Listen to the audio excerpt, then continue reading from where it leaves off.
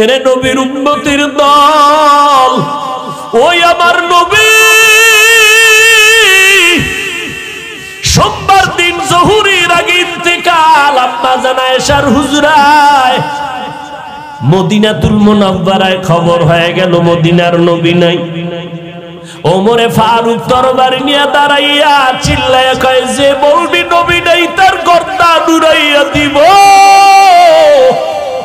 মেনে নিতে পারি না আমার নবী নাই।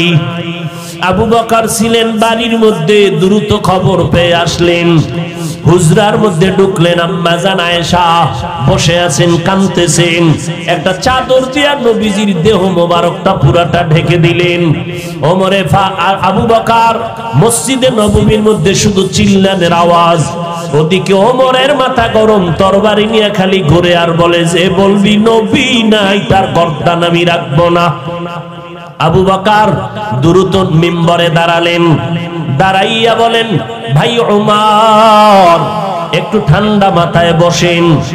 ওমর ঠান্ডা হয় না, বারবার গরম গরম আওয়াজ দেয়, যে বলবে নবী নাই তার গর্দান থাকবে না। আবু বকর বড় হিকমতের সাথে কথা বললেন, খুতবা পড়লেন, আউযুবিল্লাহ পড়লেন, বিসমিল্লাহ পড়লেন, এরপরে কোরআন শরীফের আয়াত পড়লেন, ওয়ামা মুহাম্মাদুন ইল্লা রাসূল কদ খালাত মিন ক্বাবলিহির রাসূল আফা ইম্মা তাউ কুতিলান ক্বালাবতুম।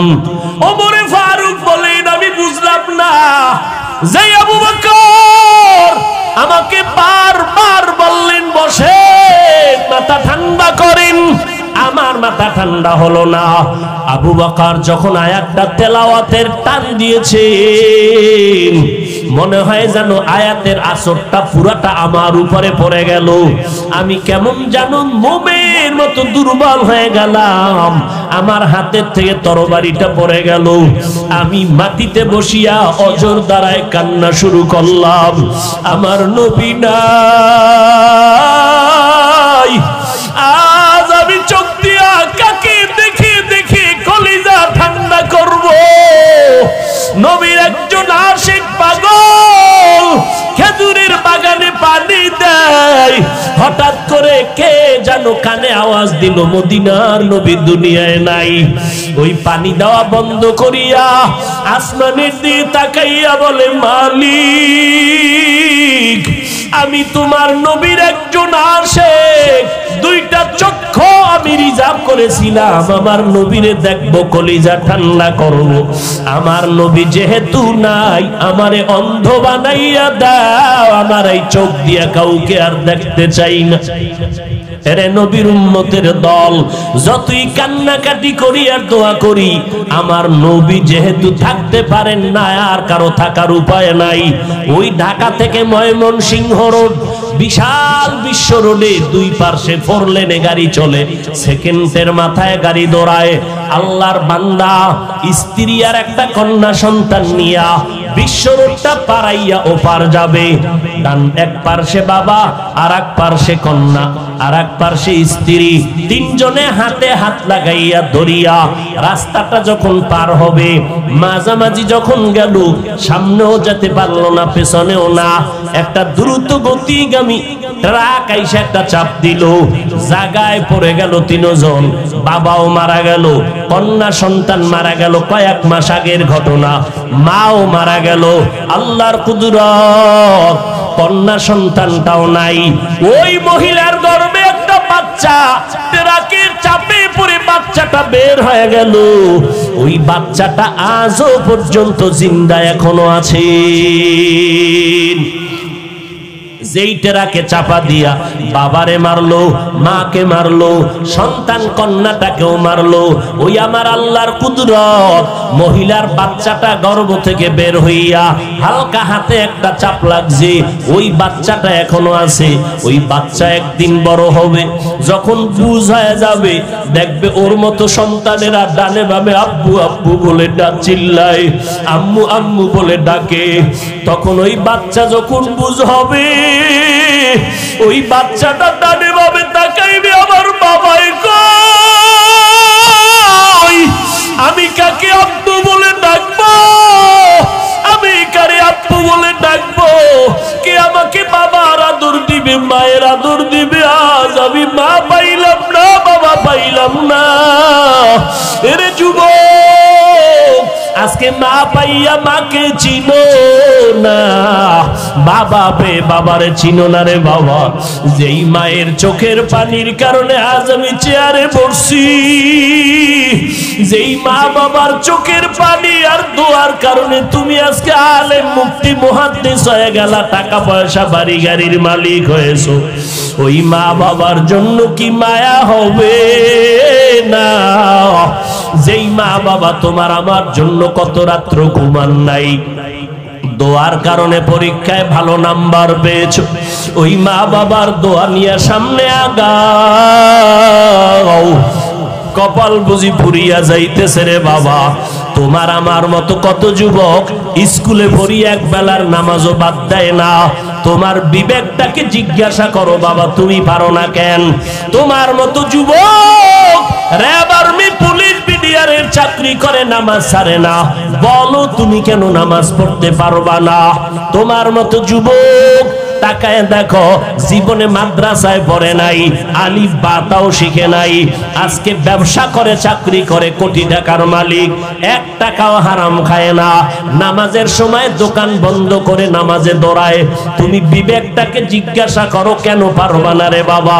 তোমার মতো সন্তান রাস্তায় গাড়ি চালায়, ড্রাইভারি করে, নামাজ ছাড়ে না, তুমি কেন পারবা না রে বাবা? তোমার আমার মতো কত যুবক স্কুল কলেজে লেখাপড়া করে, নামাজ ছাড়ে না, কৃষিকাজ করে, নামাজ ছাড়ে না, নদীর মধ্যে মাছ ধরে, নামাজ বাদ দেয় না, তুমি কেন পারবা না রে বাবা? আল্লাহর কোরআনটা কি মিথ্যা মনে করছো? ও যুবক, আজকে আমিও যদি তোমার মতো প্যান্ট শার্ট টাই লাগাইয়া দাড়ি কামাইয়া রাস্তায় ঘুরতাম, কেউ আমারে বাধা দিত না। টুপি মাথায় দিলে মাথা গরম, তোমার থেকে কম বুঝি না। লম্বা জামা পরার কারণে শরীর গরম, তোমার থেকে কম বুঝি না রে বাবা। দাড়িটা লম্বা করার কারণে যৌবনের ভাব চলে যায়, তাও কম বুঝি না। এরপরও কেন টুপি ফালাই না, নামাজ ছাড়ি না, দাড়ি কাটি না? এর একটাই মাত্র কারণ, আল্লাহর কোরআন দেখলাম কোনো মিথ্যা নাই, নবীর কথায় কোনো মিথ্যা নাই। কারণ এমন মায়ার নবী আমার, 63 বছর জীবনেও নবী আমার একটা মিথ্যা কথা বলেন নাই। বেঈমানেরা পর্যন্ত আমার নবীর সততার কারণে আল আমিন উপাধি দিয়েছে। ওই নবীর কথা সত্য। ও যুবকেরা, যে যেই দল করো আর যাই করো না কেন, ও বাবা, মরণ যেদিন হয়ে যাবে তোমার আপন বলতে আর কেউ থাকবে না। ওই 3.5 হাত কবরে যখন নিয়ে রাখবে, পাড়াইয়া মাটি দিয়া সবাই চলে যাবে, ওই কবরে কেউ তোমার একজন সহযোগীও থাকবে না, 2 মিনিট দাঁড়াইয়াও থাকবে না, 3 দিন পরে কেউ তোমার আর খোঁজ নিবে না। ওই অন্ধকার কবরে সাহাবায়ে কেরাম জান্নাতের টিকিট পাইয়াও মরণ পর্যন্ত কান্না করেছেন, কবরে একা কেমনে থাকবেন? হাসরের ময়দানে কি উপায় হবে? আবু বকর কাঁদে, ওমর কাঁদে, উসমান কাঁদেন, হযরত আলীর কান্নার আওয়াজ। আর আপনার আমার তো কোনো আমলই নাই, যাও করি তাও ত্রুটি মুক্ত না, তাহলে আপনার আমার কি পরিমাণ কান্না দরকার? অথচ কপাল কত খারাপ, মোনাজাতে আমার ডানে বামে কত মানুষ কান্না করে, দোয়া করে, আর আমার কপাল এতই খারাপ যে আমার চোখে এক ফোঁটা পানি আসে না। গুনার কারণে বুঝি আল্লাহ বেজার।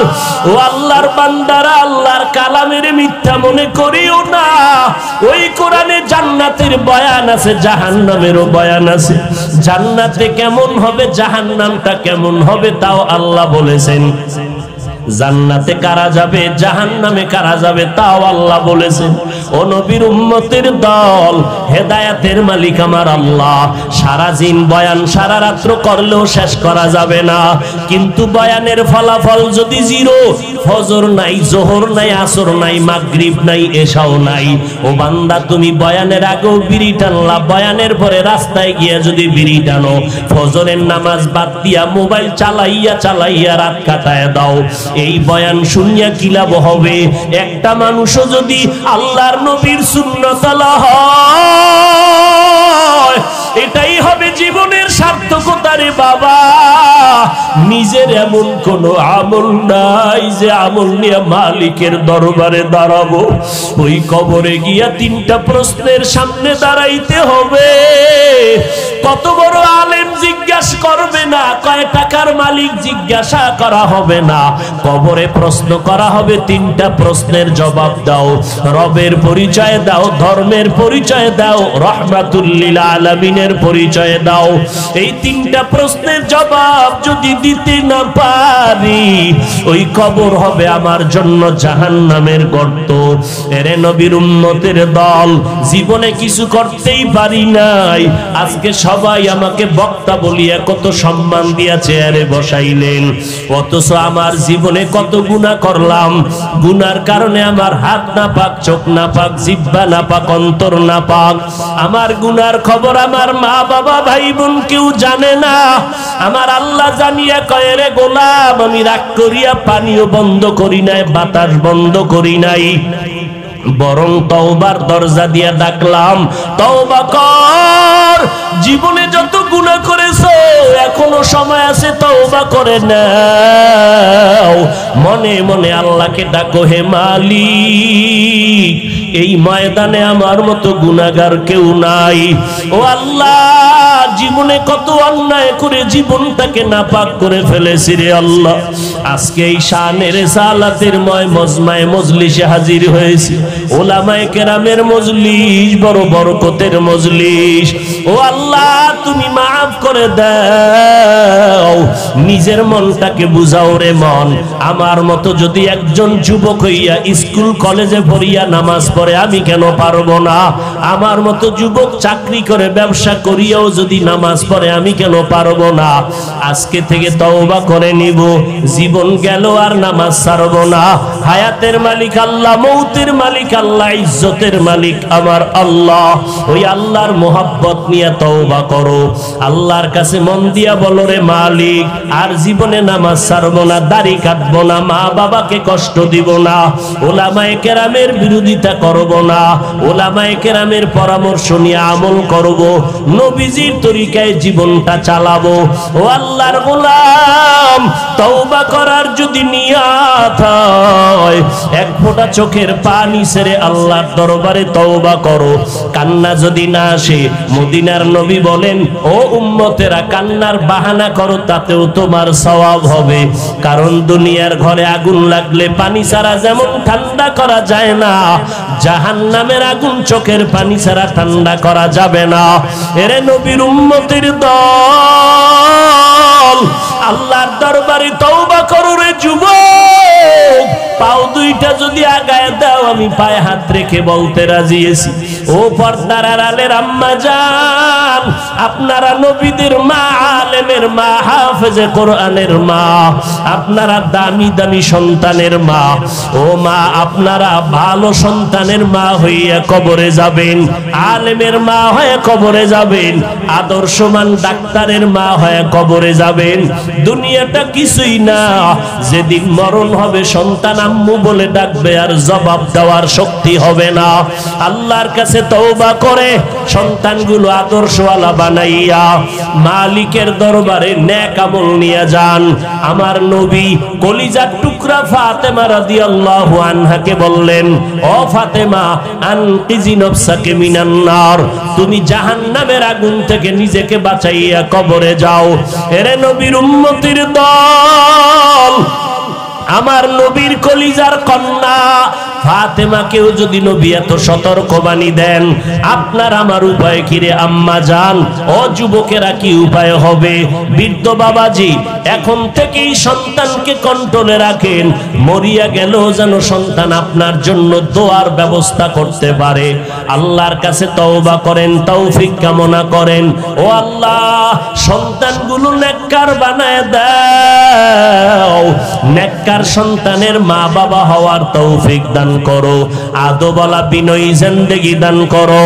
আল্লাহর কাছে তওবা করার যাদের খাঁটি নিয়ত আছে, অন্তরে কোনো দুর্বলতা নাই, এই শানের রিসালাতের মজমায়ে মজলিসের মধ্যে আল্লাহর বান্দা যাদের নিয়ত খাঁটি আছে, কোনো অন্তরে দুর্বলতা নাই, তওবা করার খাঁটি নিয়তওয়ালাদেরকে বলবো দুটো হাত আমার আল্লাহকে দেখাইয়ে দেই।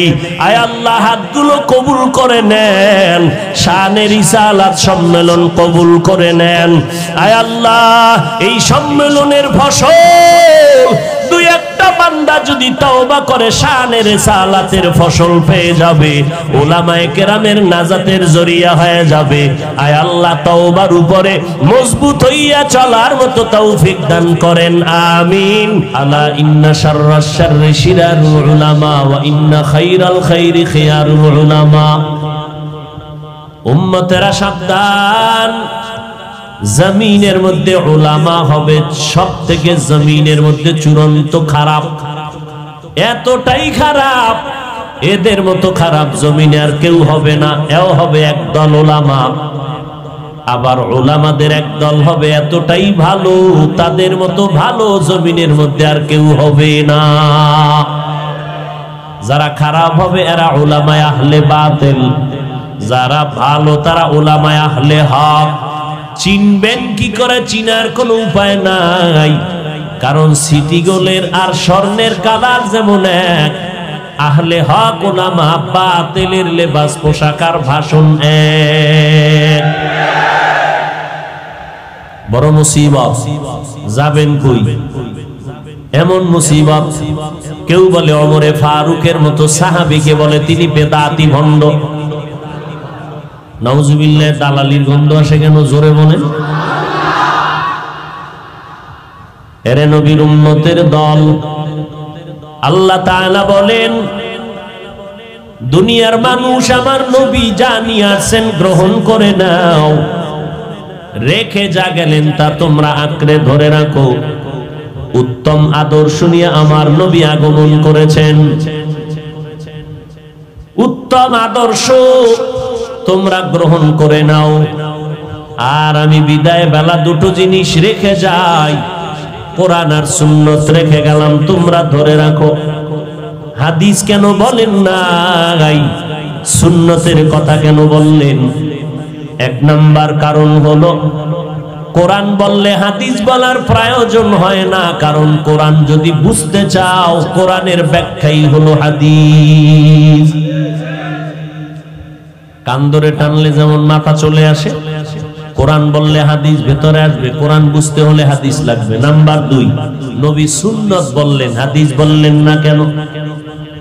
এর দ্বিতীয় কারণ, সারা দুনিয়ার মানুষ নবীজির রেখে যাওয়া লক্ষ লক্ষ লক্ষ লক্ষ হাদিস এক টেবিলে জমাও করা অসম্ভব, আর ওই হাদিসগুলো অধ্যয়ন করা অসম্ভব, আর ওই প্রত্যেকটা হাদিসের উপরে বাস্তবে আমল করাটাও অসম্ভব।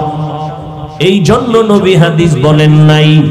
তিন নাম্বার কারণ, সুন্নত কথা বলিয়া নবী বুঝাইলেন হাদিস তো কিতাব দিয়েই তুমি জানতে পারবা, কিন্তু সুন্নতের আমল তুমি কিতাব দেখলেই যথেষ্ট পরিমাণে আমল করতে পারবা না। সুন্নতের আমল যদি করতে চাও উলামায়ে আহলে হককে দেখে দেখে সুন্নতের আমল করো। কারণ সাহাবায়ে কেরাম আমাকে দেখে দেখে আমল করেছেন, সাহাবায়ে কেরামদেরকে দেখে তাবেঈনরা আমল করেছেন, তাবেঈনদের দেখে তাবেঈনরা আমল করেছেন, তাবেঈনদেরকে দেখে দেখে উলামায়ে মুতাকাদ্দিমিন আমল করেছেন, উলামায়ে মুতাকাদ্দিমিনদেরকে দেখে দেখে উলামায়ে মুতাআখিরিনরা আমল করেছেন। এইভাবে উলামাদেরকে দেখে দেখে আমাদের আকাবিরিন যারা আমল করেছেন আমরা তাদেরকে দেখে দেখে আমল করি। এই জন্য আল্লাহ পাক বললেন, এ দুনিয়ার মানুষ আমার নবীর রেখে যাওয়া জিনিস তোমরা ধরে রাখো। আমার নবী বলেন, আমারে যারা পাইবা না আমি দুইটা জিনিস রেখে গেলাম, এই দুই জিনিস তোমরা আঁকড়ায় ধরো, কোরআন আর সুন্নত। যারা কোরআন পড়তে জানি না, সুন্নত জানি না, উলামায়ে আহলে হক জাননেওয়ালা এদের কাছে যাও, যাইয়া তাদের থেকে নবীর আদর্শ জেনে জেনে আমলের লাইনে আগাইতে থাকো। নবীজির আদর্শের মতো জমিনের মধ্যে উত্তম আদর্শ আর নাই। এক কথা আমি বলবো, এই জমিনে কত নতুন নতুন আদর্শের ফেরি হলো, বাজারজাত হলো। আব্রাহাম লিঙ্কনের আদর্শ, মাও সেতুনের আদর্শ, লেনিনের আদর্শ, কার্ল মার্ক্সের আদর্শ, প্লেটোর আদর্শ। এক কথায় বলবো, দুনিয়ার সব মানুষের তৈরি করা আদর্শগুলো নাপাক, একমাত্র মদিনাওয়ালা নবীর আদর্শই হলো পাক। দুনিয়ার মানুষের আদর্শ নাপাক কেন? দুনিয়ার মানুষটাই নাপাক। আমার নবীর আদর্শ পাক কেন? আমার নবী নিজেই পাক। নবীর ঘাম মোবারক থেকে মেশকের ঘ্রাণ আসে। আমার নবীর চেহারার দিকে তাকাইলে ক্ষুধা নিবারণ হয়ে যায়। আমার মায়ার নবী যেখানে কদম রাখেন ওই জায়গা থেকে দীর্ঘদিন মেশকের ঘ্রাণ পাওয়া যায়। এরে নবীর উম্মতের দল, আমার নবীর আদর্শ পাইয়া মক্কার বড় বড় বেদিনরা কালেমাওয়ালা হয়ে গেলেন। আমার নবীর দাওয়াতের আওয়াজ পেয়ে 10 বছরের সন্তান হযরত আলী নবীর হাতে দাওয়াত গ্রহণ করে ফেললেন। 10 বছর বয়সে হযরত আলী নবীর হাতে কালেমার দাওয়াত নিলেন। এরপরে হযরত আবু বকর, এইভাবে সব যখন নবীর কাতারে চলে আসলেন, 39 জন মুসলমান আমার নবীর হাতে তৈয়ার হয়ে গেল। এমন ভাবে তৈরি হলেন, জীবন দিতে রাজি, নবীর আদর্শের উল্টা চলতে রাজি না।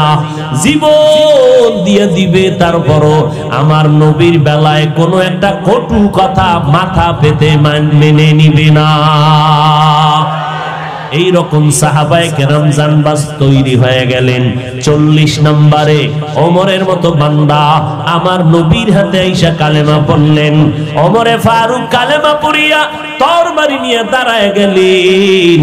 নবী আর গোপনে কোনো কথা না, ওপেনে আমাদের কাজ করতে হবে। ওমরের তরবারির সামনে কারো সাহস নাই দাঁড়ায় কথা বলবে। এই জন্য আল্লাহ পাক রব্বুল আলামিন ওমরের এমন পাওয়ার আল্লাহর নবীর বরকতে দান করলেন। ওমর অর্ধ জাহানের খলিফা, একা একা চলেন, কোনো সিকিউরিটি গার্ড নাই, কোনো বডিগার্ড নাই। আল্লাহ তাআলা বলেন, যেই বান্দা আমার গোলাম হইয়া চলবে, আমি আল্লাহ জগতের সব মাখলুক তার গোলাম বানায় দিব। ওমরের মতো বান্দা একা চলে।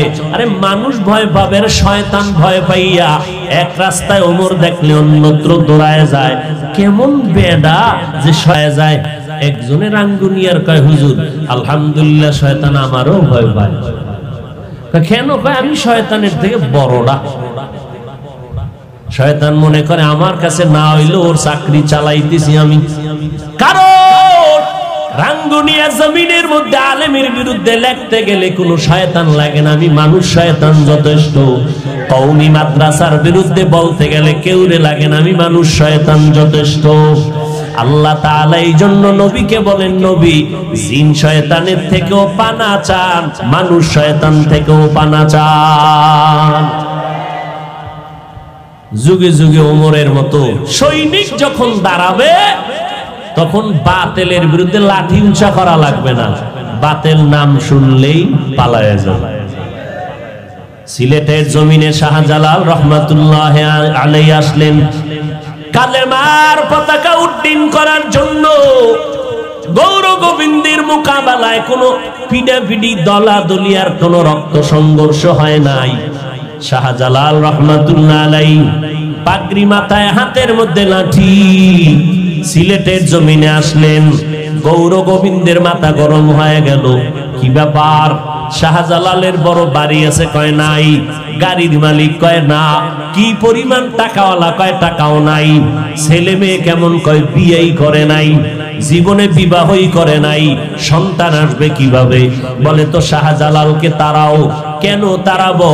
ও গৌর গোবিন্দ, তোমার সেনা সৈন্যের অভাব নাই, টাকার অভাব নাই, বাড়ি গাড়ির অভাব নাই, অস্ত্রের অভাব নাই, এরপরও কেন শাহজালাল রে ভয় পায়? কয় এটা একমাত্র কারণ, শাহজালালকে টাকার জোরে ভয় পায় না, শাহজালালকে ভয় পাওয়ার কারণ এদের ইমানের শক্তি কঠিন। এই জমিনে এই রকম ইমানওয়ালা বান্দা হাজার হাজার দরকার নাই, এক ওমর হলেই যথেষ্ট। এই জমিনের মধ্যে এখন বাতিল ঘরে ঘরে ঘরে ঘরে চিপা চাপায় বাতিলের অভাব নাই। আজকে যদি জমিনের মধ্যে হুঙ্কার দিনেওয়ালা জঙ্গলের এই জমিনের সিংহ শাইখুল হাদিস আল্লামা আজিজুল হক রাহমাতুল্লাহ আলাইহি থাকতেন, মুফতি ফজলুল হক আমিনী রাহমাতুল্লাহ আলাইহি এই জমিনের মধ্যে যদি থাকতেন, সৈয়দ ফজলুল করিম রাহমাতুল্লাহ আলাইহি যদি থাকতেন, আহমদ শফি রাহমাতুল্লাহ আলাইহি যদি থাকতেন, বাতিলের ধাওয়া দেওয়া লাগতো না। ওরা দরজা আটকাইয়া ভেতরে থাকতো, ময়দানে কথা বলার সাহস পেত না। এরপরও কেউ মনে করে বড় বড় বড় বড় সিংহরা মরে গেছে, জঙ্গল বুঝি খালি। জঙ্গল না, যতই তুমি মনে করো জঙ্গল খালি, এ জঙ্গলে সিংহ কই? জঙ্গলের সিংহের গর্জন দেনেওয়ালা শাইখুল হাদিস নাই, ওই বাইতুল মুকাররমের ওবায়দুল হক খতিব রাহমাতুল্লাহ আলাইহি নাই, আহমদ শফি নাই, মুফতি ফজলুল হক আমিনী রাহমাতুল্লাহ আলাইহি নাই। এক এক করে সব বিদায় হয়ে গেল। আমরা বুঝি এখন খোলা মাঠে গোল দিব, এই জমিন থেকে হেফজখানা বুঝি বন্ধ করে দিব, কওমি মাদ্রাসায় বুঝি আগুন জ্বালায় দিব। ওরে তুমি আর কি করবা? ওই ভারতের জমিনে কম জ্বালান জ্বালায় নাই বেদিনেরা, শত শত মাদ্রাসা বন্ধ করে দিল, আলেমদের জবাই করে লাশ গাছের সাথে ঝুলাইয়া দিল। ভারতের জমিনে কোরআনের আওয়াজ আর চালু রাখবে না। আল্লাহ কয় সিদ্ধান্ত আমারটাই থাকবে।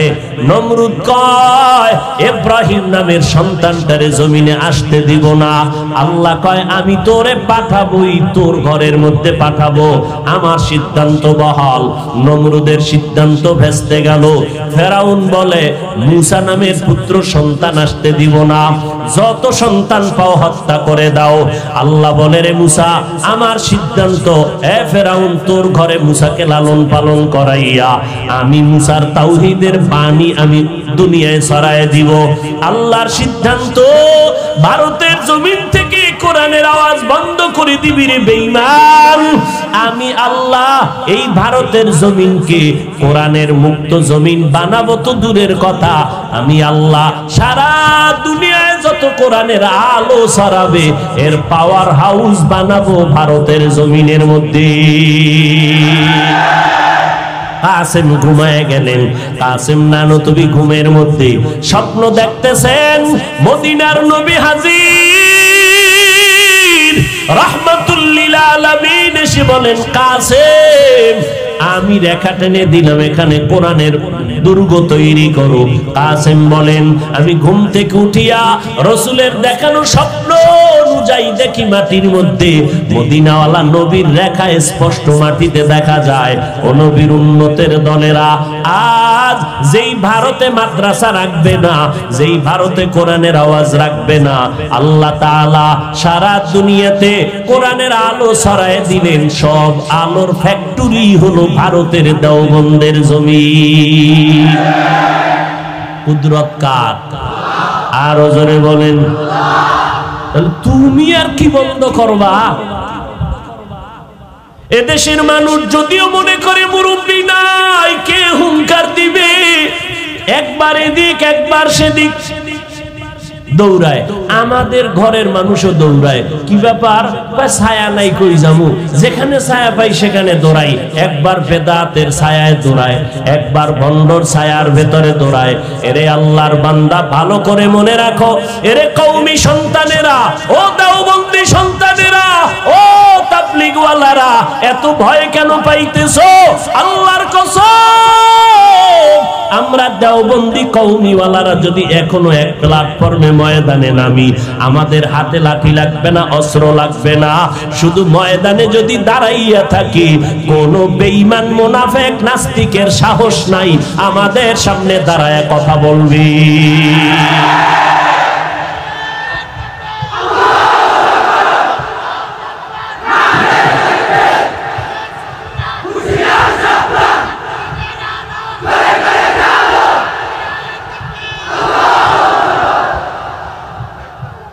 ভাইরা আমার, কওমি সন্তানেরা না কইতে পারি না সইতে পারি।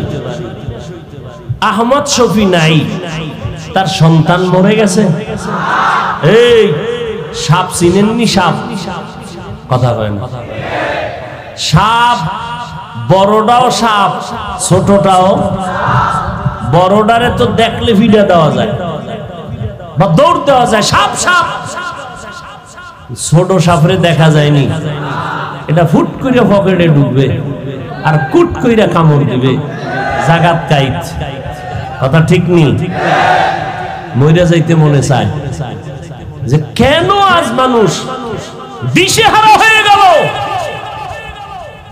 কেন আমরা দিক বিদিকে দৌড়াচ্ছি। আমাদের কওমি অঙ্গনে বড় বড় মুফতিয়ানে আজম শাইখুল হাদিস নাই? বাতিলের বিরুদ্ধে হুঙ্কার দেওয়ার মতো বলিষ্ঠ কণ্ঠ নাই?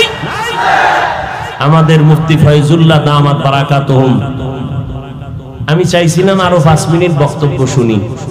তার বক্তব্য খুব সুন্দর।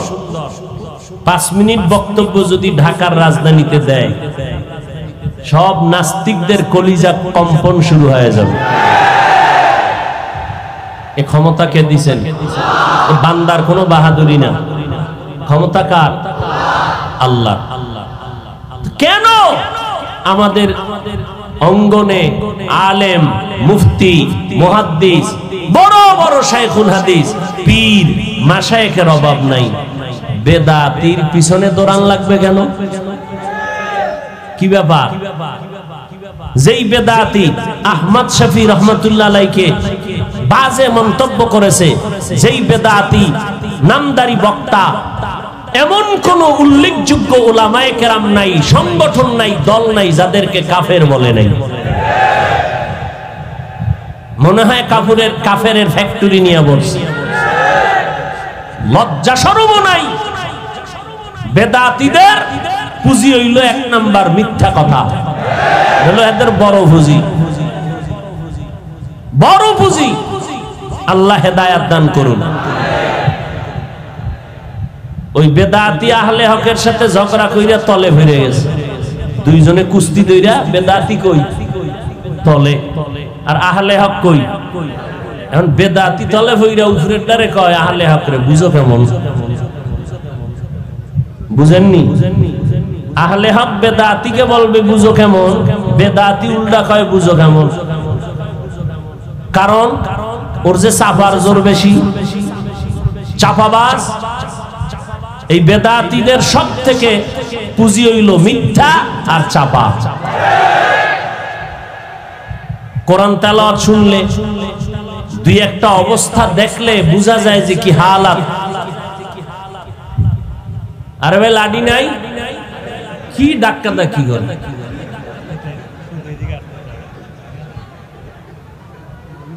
আল্লাহ হেদায়েত দান করুন। হায় হায় হায় হায়, আল্লাহ পাক আমাদের মজমাকে কামিয়াবির সাথে কবুল করেন। এক বেচারা দিন মজুর কাজ করে, কাজ করতে করতে করতে করতে 3টা বেজে গেছে, পেটে লাগছে প্রচন্ড ক্ষুধা। তো এখন খানার দরকার। আশেপাশে বাড়ি ঘর নাই, বাড়ি দূরে। খুঁজতে গিয়া ক্ষুধা নিবারণের জন্য একটা হোটেল পাইল, রাস্তার পাশে হোটেল। তো গিয়া হোটেলে ঢুকলো, এমন টাইমে খানা শেষ শেষ অবস্থা। বলে এই হোটেল আলা ভাই কি আছে? বলে কিছু ভাত কমপ্লিট, শেষ দিকে কিছু দেওয়া যেতে পারে, দাও। খাওয়ার তরকারি টরকারি নাই। বলে ভাই ক্ষুধা প্রচন্ড, কিছু দাও। কত একটা ডিম ভাজিয়া দিতে পারি, নাও। একটা ডিম ভেজে দিস। এবার আল্লাহর বান্দা যেই ক্ষুধা, নুন দিয়েই খাবে, ডিম পাবে কখন? একটা ডিম ভেজে দিল। এখন শুকনা ডিম ভাজার শুকনা ভাত, ক্ষুধাও প্রচন্ড, গরম, গলার মাঝে গিয়ে আটকায়। ভাই কোনো ডাউল টাউল নাই? ডাউল আছে তো, টক ডাউল। এটা তো আমার প্রিয় জিনিস, একটু ডাউল দাও। এটাও শেষের দিকে। আরে 1 চামচ দাও না। এক চামচ ডাউল দিল, মোটামুটি ভাতটি ভিজলো, গলা দিয়ে ঢুকে। ভাই এটা তুমি না বললা টক ডাউল, কাহা টক তো লাগে না, কি দিয়া তুমি টক বানাইলা? কয় টক আম। টক আম দিয়া? কথা আম আছে নাই? কথা আমের ভেতরের যে গোটা শক্ত, কি কয় আপনাদের দেশে? বড়া। একটা আমের বড়া দে, কত অপেক্ষায় থাকো। এই খুঁজে টুইজা বহুত প্রচেষ্টার পর একটা বড়া দিছে। আল্লাহর বান্দা হোটেলের বসে বৈশা এবার খানার দিকে না তাকায়, বড়ার দিকে নজর। যখন বড়াটা দিছে না, ভাতের লোকমা বাদ দিয়ে বড়াটারে চুষতে শুরু করলো। আরে চুষা, ঘাম ছুটায় ফেলাইছে। 25 মিনিট হয়ে গেছে, কিন্তু মাথা গরম। কি ও ভাই, ঘাম ছুটলো, কোনো টক পাই না। কি এর বড়া দিলা? তুমি টক পাবা কসু, তোমার আগে আরো 13 জন এটারে চুষা গেছে। তুমি কি টক পাইবা? ওই জাহেল মূর্খ ইসলামের ব্যানারওয়ালা মুনাফিক দুশমনকে বলতে চাই, 1500 বছর পর্যন্ত ইসলাম নিয়ে কম চোষা বেঈমানেরা চোষে নাই। তোমরা নতুন দুনিয়াতে আগমন করে এই জমিনে কোরআন নিয়ে হাদিস নিয়ে উল্টা পাল্টা চোষে চোষে বেড়াইয়া উম্মতকে স্বার্থ ব্যবহার করে উল্টা দিকে স্বার্থ উদ্ধার করবা। তুমি আর চুষবা কত? তোমার থেকে বড় বড় বেঈমানেরাও কম চুষে নাই, একটাও থাকতে পারে নাই, তুমিও থাকতে পারবে না, নিশ্চিহ্ন হয়ে যাবে একদিন।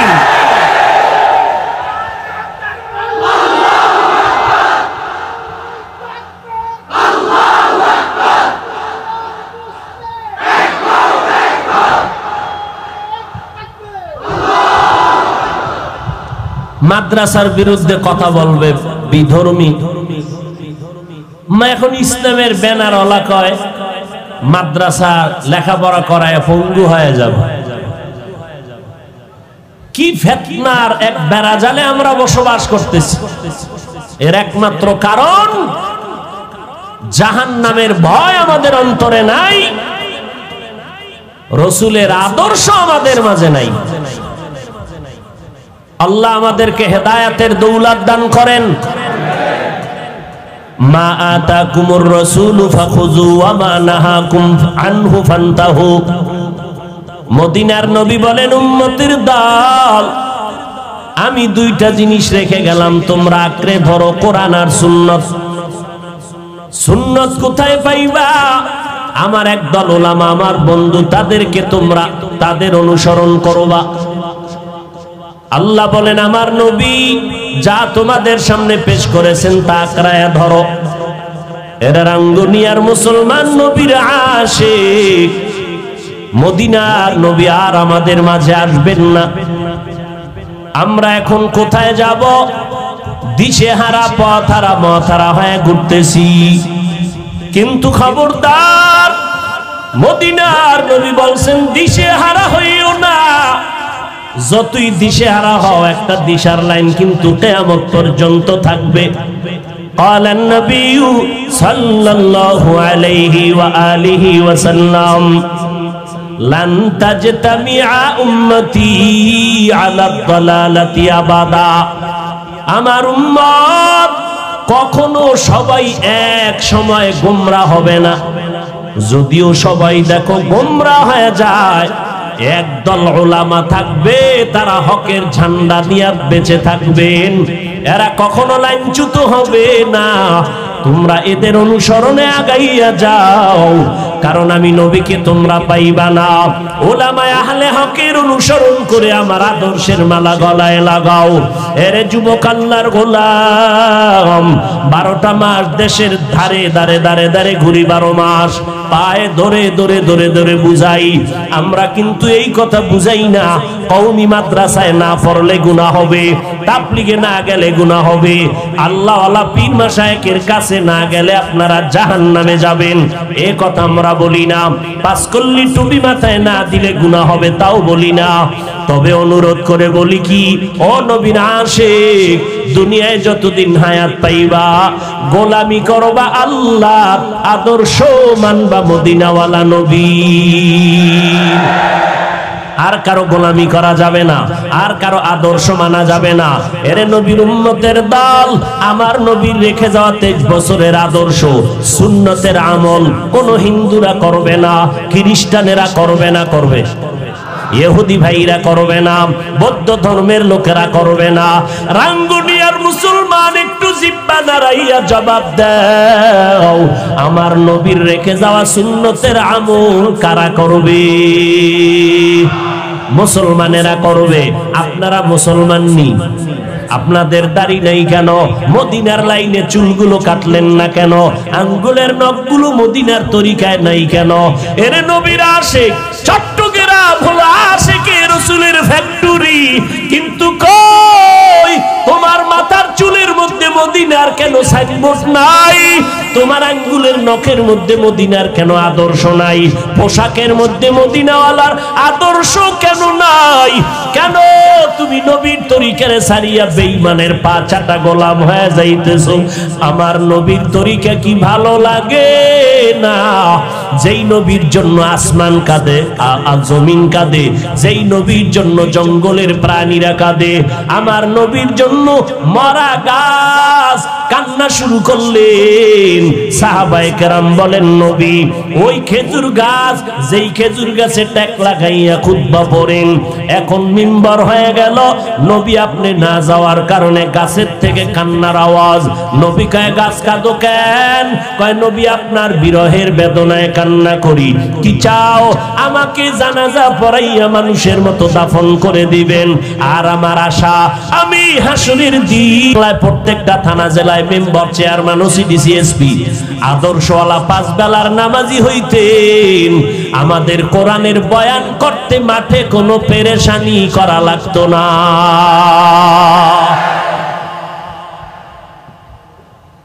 আল্লাহ হেদায়াত দান করেন। অতএব স্কুলে পড়েন, কলেজে পড়েন, কোনো বাধা নাই। শুধু এতটুকু দাবি, মদিনার নবীর আদর্শের মালাটা গলায় লাগাবেন। কয়দিন আর বাহাদুরি করবেন? এই যে কয়দিন আগে তুফান গেল, তুফান গেল না, কি জানি নাম, চিত্রাং নামের তুফান গেল, লন্ডভন্ড হয়ে গেল কত এলাকা। বিদেশ থেকে আমার কলিজার যুবকটা টাকার পাহাড় নিয়ে আসলো, জীবনের সব কামাই এক জায়গায় করিয়া দেশে আইসা মনের মতো একটা বিল্ডিং করেছেন।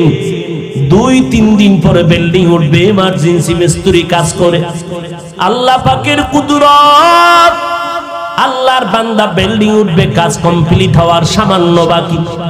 পাশে একটা টিনের ঘরে রাতের বেলা একটা খাটের মধ্যে আল্লাহর বান্দা যুবক ঘুমায়, তার স্ত্রী পাশে কন্যা সন্তান ঘুমায়।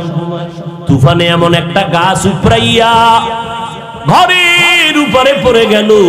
এলাকার লোক দৌড়াইয়া গিয়া দেখে বুকের উপরে চাপা লেগে 3 জন নাই। মানুষ এখন বিল্ডিং এর দিকে তাকায় কান্দে। এই কি ভাগ্যের নির্মম পরিহাস! জীবনের সব কামাই ঢাললো বিল্ডিং এ, বিবিও নাই, সন্তানও নাই, আল্লাহর বান্দাও নাই। আজ এখানে বয়ান শুনতেছেন, আগামীকাল এই টাইমে যে আপনি হসপিটালের রোগী হবেন না তার কি গ্যারান্টি আছে? কালকে কবরের বাসিন্দা হবেন না কি নিশ্চয়তা আছে? এরে নবীর আশিক, আমরা হাটহাজারী হুজুরের জন্য তো কম দোয়া করি নাই। এমন কোন আলেম নাই কানছে আর বলছে, আল্লাহ আমার হায়াতটা তুমি হুজুরের দাও, তারপরও তারে রেখে দাও। আল্লাহ কয়, যখন হুকুম হবে আর কোন 1 সেকেন্ড দেরি হবে না। আজ আমি বক্তা হইয়া বয়ান করি, আমার কত ভাব, আপনারা শ্রোতা হইয়া বয়ান শুনেন। আমার এই ভাবের মেয়াদ কত? আজরাইল আসা মাত্র আমার সব ভাব নষ্ট হয়ে যাবে।